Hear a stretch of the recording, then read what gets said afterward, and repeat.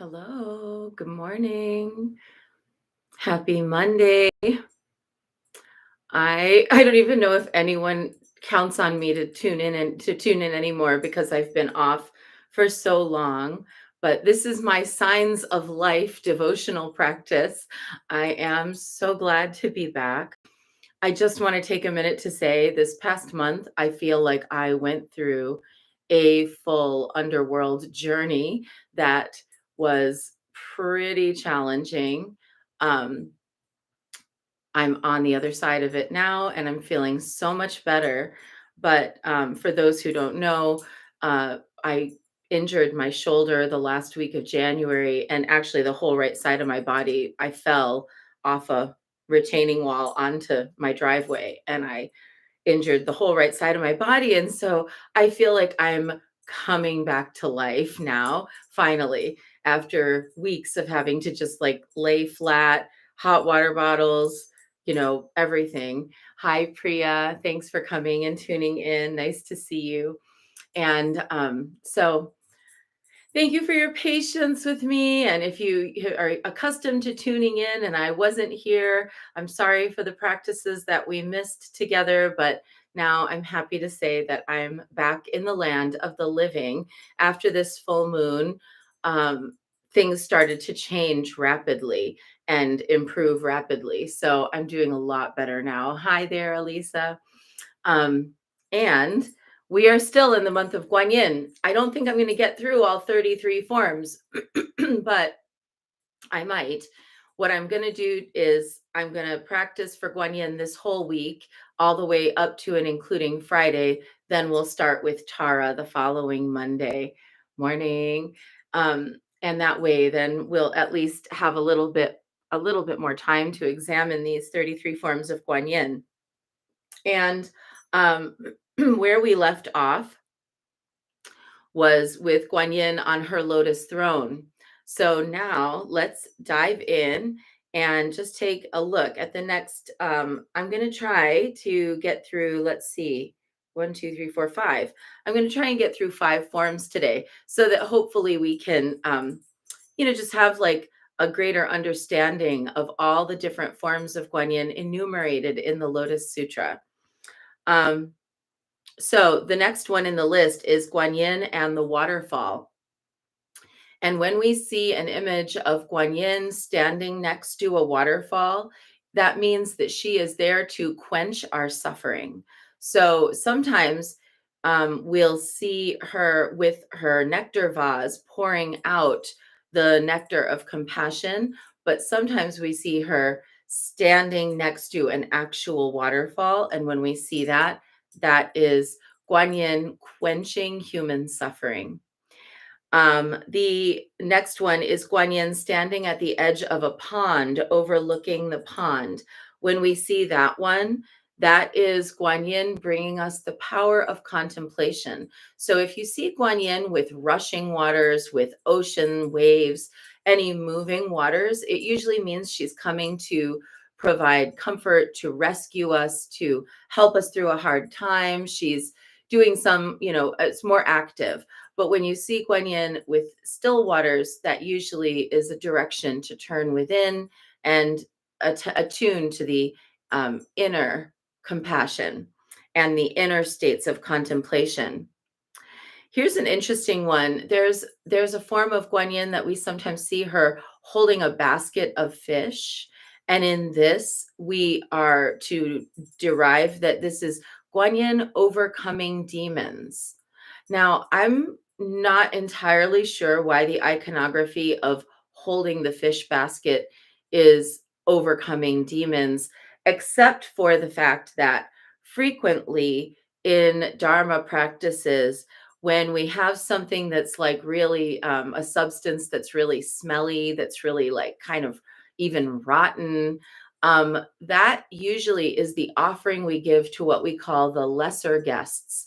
So in Dharma rituals, you make offerings to basically everyone.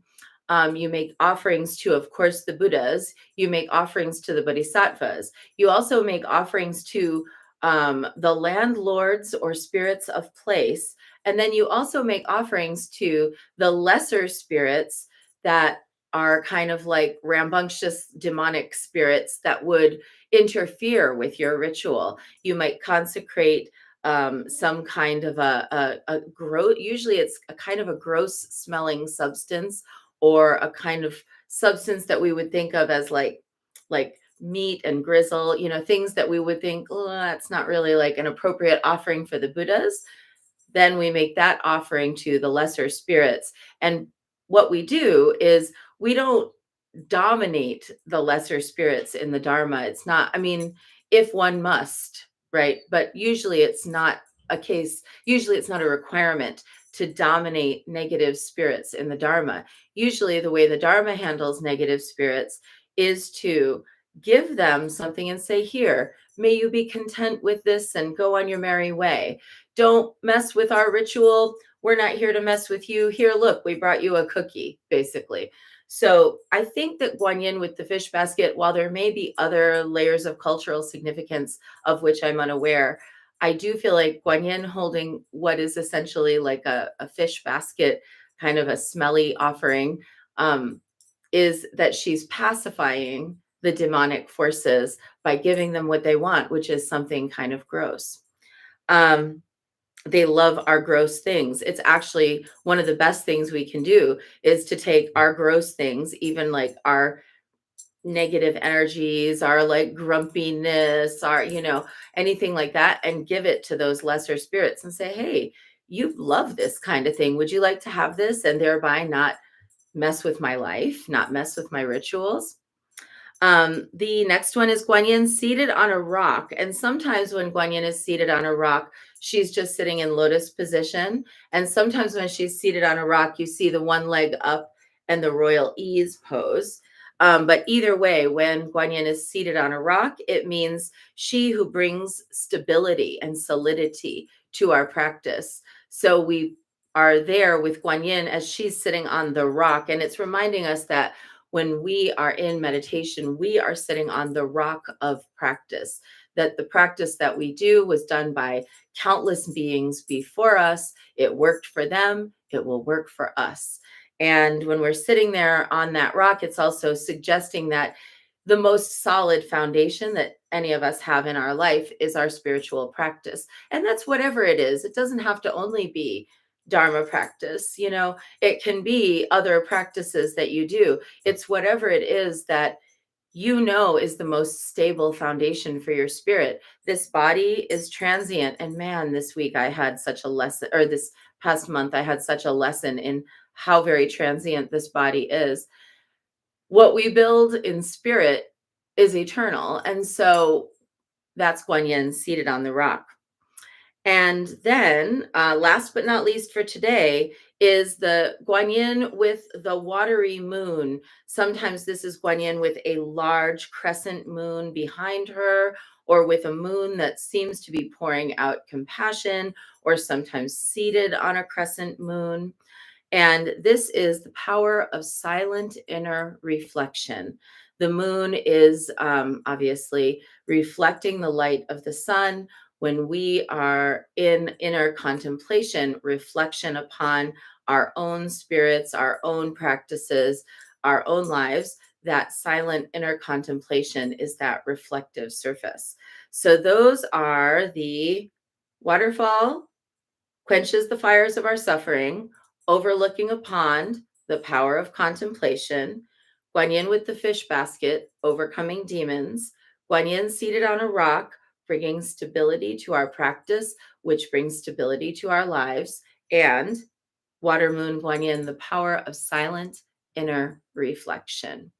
So those are the 5 ones that we're going to study today. Tomorrow, we'll be back with Guanyin in the flower boat, the blue-throated Guanyin, Guanyin holding a lotus, life force Guanyin, and elder Guanyin, and so on. I'm actually super excited for the leap year that we get to have today. That is just makes me really happy. Or not today, this week, Thursday. It makes me really happy. I'm so excited about it. I love leap year. I've always loved leap year. I feel like leap day is the first magic I ever encountered in my life, the first time magic. Honestly, The very first time leap year and leap day were explained to me, it was actually such a profound awakening for my little self. I think I must have been in about first grade. I'd have to track it back, but I remember being very small. It would have been like kindergarten, first grade, maybe second grade. When it first came into my awareness that there existed such a thing as leap year and leap day. And when I was told this, immediately my little child self knew that time is an illusion. Immediately, it dissolved all of my prior conditioning around time being fixed. And to this day, I'm so grateful every time a leap year comes around because it refreshes my knowing that time is illusory, that in the relative sense, time passes and we may feel bound to it. Like, for example, I sort of feel bound to showing up here, around 9 a.m. I sort of feel bound to showing up to an appointment that I've made on time. I sort of feel bound to my birthday. Um, but realistically, I'm so aware that all of that is relative and that time, the way we structure it, doesn't exist. And the fact that I am allowed to know that has felt like some of the most profound magic of my whole life. So I'm super excited about Leap Day on Thursday because it's a reminder that time is illusory. And why is that important? That's important because so many of us, especially me, like right now in my 50th year, feeling super fragile, like literally like really fragile this past month because of my injury. I am aware of I'm reminded of the illusion of time and that time is not passing so quickly that I won't get accomplished in my life what I want to do, that I know that I will do absolutely everything I'm meant to do in the time that I'm allotted, that I am not afraid of the time of my death, whether that's tomorrow, whether that's 10 years from now, 100 years from now. I'm reminded that time is illusion. And not only is time illusion, but everything that seems to be bound by time is also illusion. And it's so liberating to remember this. It's really our birthright to know this, to know that without time, space doesn't exist. Without space, time has no meaning. Ultimate freedom. Ultimate freedom. We get to be and do everything of what we're meant to be and do. And we just have to keep going. So here I am, signs of life returning, and I'm ready to keep going. And I hope you're ready to keep going with me. Thank you for your patience this month as I was just really, really struggling. But so much good has happened this month. I want to just give a little shout out. My friend Lynette is here. Hi, Lynette. Lynette just rebranded her business this week and expanded her offerings. If you're in Reno, go see her. Her business is called Vow Wellness and the Shot Spot, and she does everything, red light therapy and different light therapies, and she gives supplemental shots and like B12 and things like that. And she is also doing nutritional counseling and behavioral assistance, spiritual consultation, and she works with families with kids. So go see her. I was really excited to see her launch that this week. So great, Lynette. Good job. Congratulations. And yes, right. That's right. And Kate says, and also for you, it's the morning. And for me right now, it's late afternoon. And yet I'm seeing you in quote unquote real time. I love that, Kate. Exactly. Exactly. Um, any time that we feel might have been wasted or lost, we can reclaim. What we're reclaiming is not time. Rather, what we're reclaiming is motion and essence. So let's see what our card today will be. Now that I've already pontificate, well, I had a lot saved up. What can I say? Orchid, Priestess of Destiny. Wow, we don't get this card very often. This is a miracle, says Audrey. And time with you is always a blessing and a joy. Thank you, Audrey. I love you. Thanks, Lynette. So happy for you. All right. Orchid, priestess of destiny. Wow.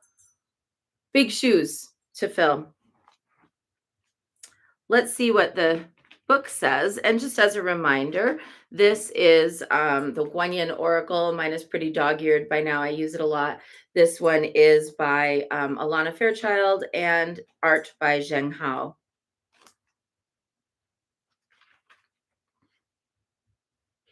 So, Orchid, priestess of destiny. The Orchid, priestess of your highest spiritual destiny, calls to you now. She calls you to your purpose, your path, and your soul passion. You are called to rise again and again, to live up into your potential with all its uniqueness and beauty. She will call you always with her sweet flute playing deep in your heart, blossoms of orchid and chrysanthemum falling from her feet, stirring your heart to quest for your truest soul passion. You may feel different than those around you at different times in your life. This is meant to be. You cannot be a pioneer of different consciousness on this planet if you feel completely comfortable in the consciousness that already exists around you. I'm going to read that one again. You cannot be a pioneer of different consciousness on this planet if you feel completely comfortable in the consciousness that already exists around you. And I know I'm not the only one who feels like, like itchy by our current reality. Do you know that this was chosen on purpose so that you could be on purpose? Your soul chose to be of service by not fitting in so that it would remember through the things not feeling right that it was meant to help correct and heal the consciousness on our planet, starting with yourself. Once the self is able to correct and align the consciousness within so that it matches the love and peace that exists deep in your heart, then it is easier to help others do the same, even if just by inspiration. This is where the Orchid Priestess of Destiny, in her devotion to your highest spiritual attainment, calls you forward. Yes, Guanyin is calling you to your divine destiny. That means it is time to unplug from mass consciousness at a deeper level than ever before. That's actually been happening for me. And, I'm not really plugged into mass consciousness. I wouldn't think that I'm really like plugged in, but when the layers of it are revealed, you see that you're more plugged in than you thought you were, especially like dealing with an injury, having to like think differently just about how I occupied my body and my home and my spaces. I was all like, oh, I really rely on a lot that I've taken for granted here that may or may not be the right thing. So let go of the beliefs and thought forms that don't serve your highest destiny, no matter how unchallengeable they may seem to be at first. It is time to revise anything inside you that could hold you back from owning your spiritual power and moving ahead in your divine destiny. I agree. And I think this is true of us all. I actually think that's why we're even here together right now. Hi, Voetta. Nice to see you. Hi, Ideen. Nice to see you. And Leslie, yeah, perfect card, right? I want to just say something. I've seen this meme online a couple times of women coming on or people coming on and being like, so this is to the student loan people. And I just want you to know that, um, you know, God paid my debt. God paid my debt for me. And so you can deal with him. And while I don't really, see God that same exact way, I really get the humor of it, but I also get the genius of it. One of the things that Guanyin allows us to do is to bring absolutely everything that stands in the way of us being in our complete, radiant, graceful compassion to her feet. And she'll take that and she'll put that in that fish basket and give it to the lesser spirits. And she'll take that and she'll pour her waters over it and relieve our suffering. She'll take that to her lotus throne and she'll adjudicate fairly. She'll take whatever that burden is. And so sometimes we might feel like our burdens are those worldly things, student loans, bills, debt, rising inflation, all those things. And they're relatively our obstacles. But the true obstacle is whatever we carry within, that little voice, or sometimes that loud voice that tells us, who do you think you are? That's not going to work. You can't do that. Things don't just miraculously happen that way, do they? That's that voice. It says things don't miraculously happen. The Orchid Priestess of Destiny says, miracles are my birthright. Things happen around me because I've placed my sacred self in a space that needed the emanation of light that's potentially possible to come through me when I'm open. The Orchid Priestess of Destiny card reminds us that when we are in alignment with our highest soul calling, there will be tests and they will be hard. Those tests are not beyond us. And that when we get to something we feel is beyond us, then the true test is, can we hand it over to Guanyin? Can we lay it at her feet and say, I'm not sure. Show me the way. Can we put it at her feet and say, I need help? Can we put it at her feet and say, I think if I could get past my emotional reaction to this, I would have brilliant ideas about how to fix it, but I can't get past that emotional reaction. Can you bring me into equanimity? So let's today pick one thing that we are going to lay at the feet of Guanyin. One thing that we're going to say, I trust that to live my radiant grace and compassion is my destiny. And here's the thing that I think stands in the way of that. It doesn't necessarily stand in the way of it, but I think it stands in the way of it. And that's blocking me from seeing the way. I'm laying that at your feet, Guanyin. Change the circumstances, or at least change my view. Audrey says, today's reading is exactly what I needed. Me too. I needed that too. So I'm not going to be bound by the limitations of my physical comfort. I'm not going to be bound by the limitations of my mind. I'm not going to be bound by the limitations of what I perceive to exist in our world as great harm and evil. I am going to trust that there can be some kind of redemptive arc for humanity. And not only that, but that I'm part of it.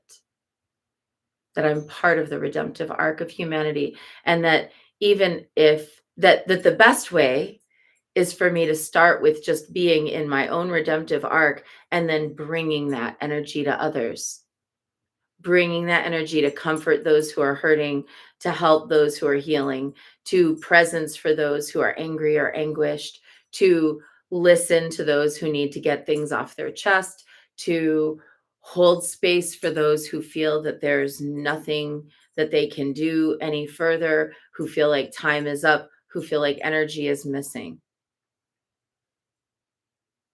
And that's the job of the priestess.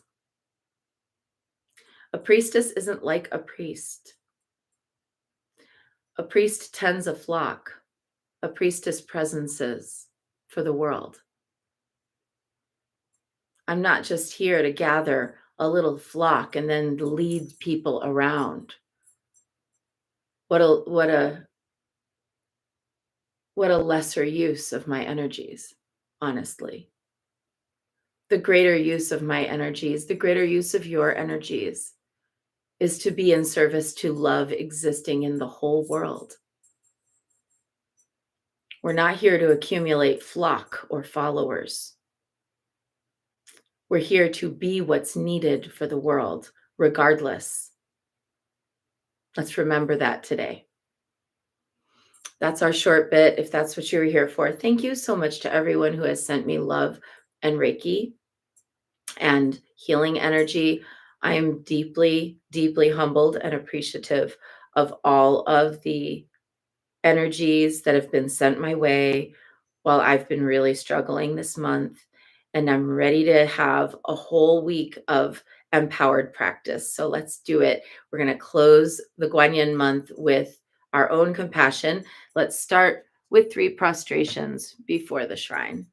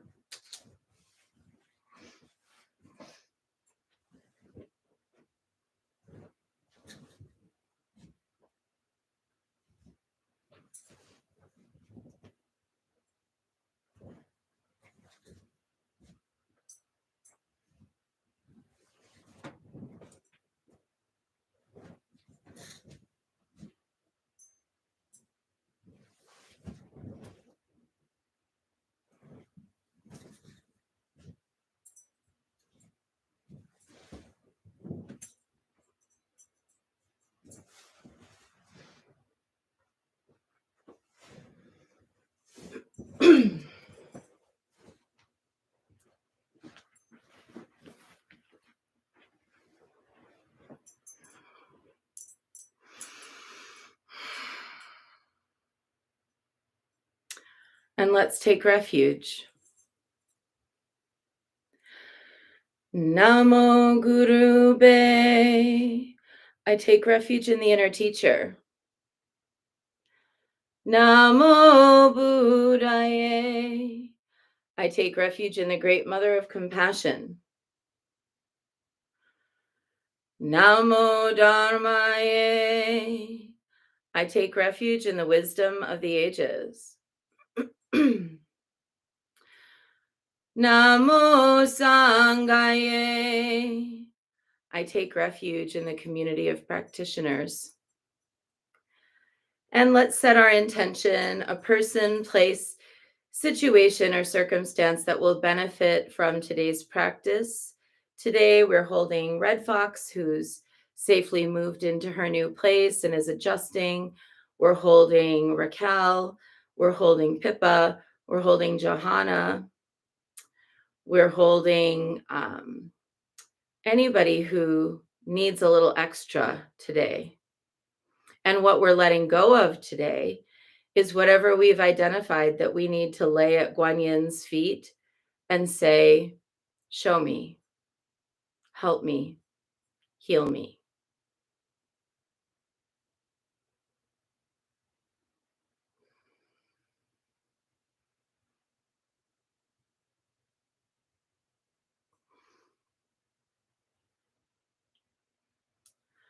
And let's recite the 4 immeasurables.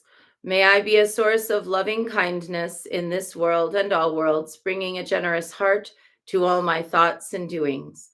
May I be a vehicle of compassion in this world and all worlds, ever mindful and aware of the tremendous suffering of others. May I be a brimming vessel of joy in this world and all worlds, delighting in the happiness of others as their suffering is alleviated. May I be a balance point of equanimity in this world and all worlds, seeing all as equals and all as deserving of goodness.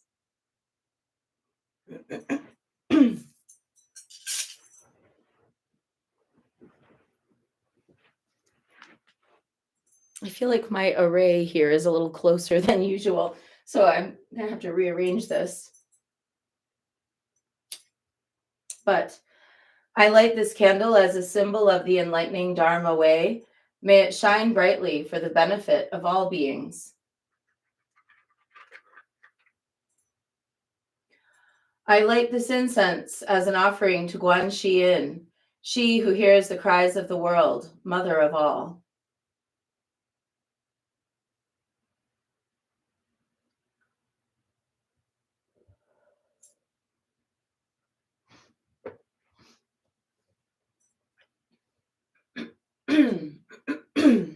Omahum.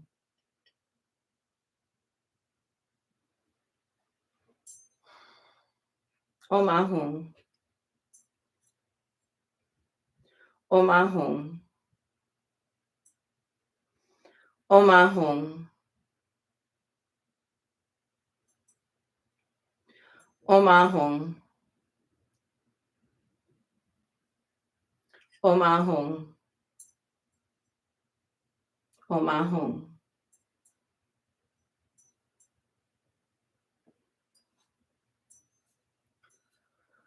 Om Ahum.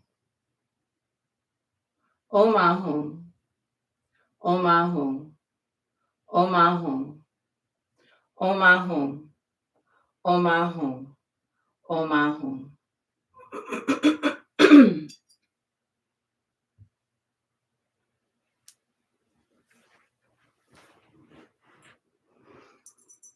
Reverently, I prostrate with my body, speech, and mind and present clouds of every type of offering, actual and virtual. I confess all my destructive actions accumulated since beginningless time and rejoice in the meditation of all holy and ordinary beings. Please, Guanyin, remain until the end of samsaric existence and turn the wheel of Dharma for sentient beings. I dedicate my own merits and those of others to the great enlightenment.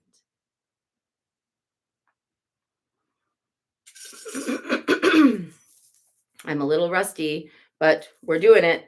108 recitations of Namo Guanxi Pusa, calling out to Guanyin and asking her for her help.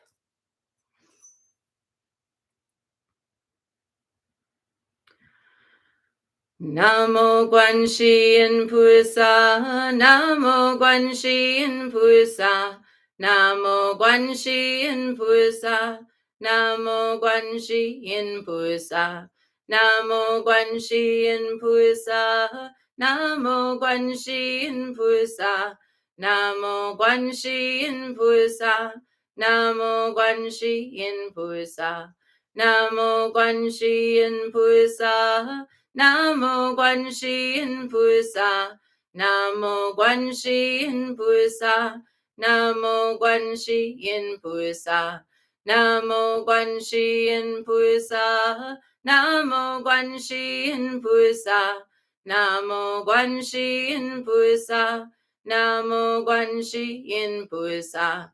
Namo Guanxi Pusa, Namo Guanxi Pusa, Namo Guanxi Pusa, Namo Guanxi Pusa, Namo Guanxi Pusa, Namo Guanxi Pusa, Namo Guanxi Pusa, Namo Guanxi Pusa, Namo Guanxi Pusa. Namo Guanxi Pusa, Namo Guanxi Pusa, Namo Guanxi Pusa, Namo Guanxi Pusa, Namo Guanxi Pusa, Namo Guanxi Pusa, Namo Guanxi Pusa, Namo Guanxi Pusa, Namo Guanxi Pusa. Namo Guanxi Pusa, Namo Guanxi Pusa, Namo Guanxi Pusa, Namo Guanxi Pusa, Namo Guanxi Pusa, Namo Guanxi Pusa, Namo Guanxi Pusa, Namo Guanxi Pusa, Namo Guanxi Pusa.